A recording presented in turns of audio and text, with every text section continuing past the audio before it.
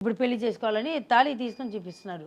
బా ఇంత పెద్ద తాళి పొట్టు 2 ఉంది. నాకైతే ఆయన ఇట్లా చూస్తున్నాను, నా అమ్మని ఇట్లా చూస్తున్నాను, మా అమ్మ నన్ను ఇట్లా చూస్తుంది. ఏడుపు, మా అమ్మ ఒక సైడ్ ఏడుపు. నాకేమో అర్థం కావట్లేదు. నేనైతే నేను చెప్తున్నాను బాబాకి. నేను అప్పుడు బాబాని పిలిచేదాన్ని. బాబా నేను నిన్నే కదా పెళ్లి చేసుకుంటాను, మా అమ్మకి వచ్చి నన్ను గ్రాండ్గా పెళ్లి చేయాలని ఇది ఉంది, ఒక 5-6 ఇయర్స్ ఆగుతామని చెప్పాము కదా, ఇప్పుడు ఉంది కదా అంటే, లేదు ఇప్పుడే పెళ్లి చేసుకోవాలి అని ఆయన ఏడవడం మొదలు పెట్టేశారు బాబా.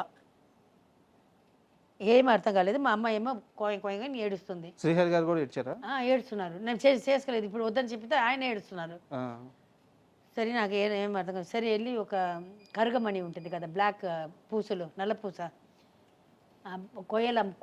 కొయ్యలు అమ్ముతుంటారు గుడి బయట, వెళ్ళి తీసుకుని రమ్మని చెప్పాను. ఇక్కడ ట్రెడిషన్ వచ్చి బ్లాక్ పూసలే కదా, తెలుగు వాళ్ళు బ్లాక్ ఇదే వేస్తారు, నల్ల పూసలు వేస్తారు. అది వెళ్ళి తీసుకుని రమ్మని చెప్పాను. వచ్చి తాళి కట్టమని చెప్పాను. మా అమ్మ ఇంకా ఓకే కూడా చెప్పలేదు. తాళి కట్టమని చెప్పాను, తాళి కట్టారు. తాళి కట్టిన తర్వాత మళ్ళీ ఆ కరుగమణి అది నల్ల పూసలు కట్టమని చెప్పాను, కట్టారు. ఆ తాళి నేనే ఇప్పేసి తీసి ఉండిలో వేసేసాను. చెప్పాను ఓకేనా బాబా అని చెప్పాను. ఆయనకు ఫుల్ ఖుషి. మా అమ్మ ఏడ్చింది. ఆయన చెప్పాను, మా అమ్మ ఎట్లయినా ఆయనే పెళ్లి చేసుకోబోతున్నాను, అది అప్పుడు చేసుకుంటే ఏంటి, ఇప్పుడు చేసుకుంటే ఏంటి, బయటకు ఎవరికి తెలీదు, నేను అందరికీ అన్నీ చేసిన తర్వాతనే బయటికి చెప్తాము అని ఇది చేసిన తర్వాత అప్పుడు సమాధానం. అమ్మ ముందు, అమ్మవారి ముందు పెళ్ళయింది. మా ఇంట్లో అందరూ ఉన్నారు.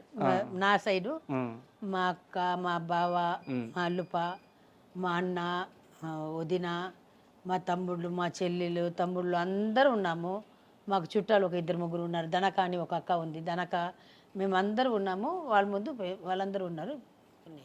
ఆ తాలిబొట్టు మీరు హుండీలో వేయడం ఏంటంటే మొక్క, అది శ్రీహరి గారితో పెళ్ళి లేదు. నేను ఫస్ట్ నేను ఎప్పుడు ఆర్టిస్ట్ అయినా అప్పుడే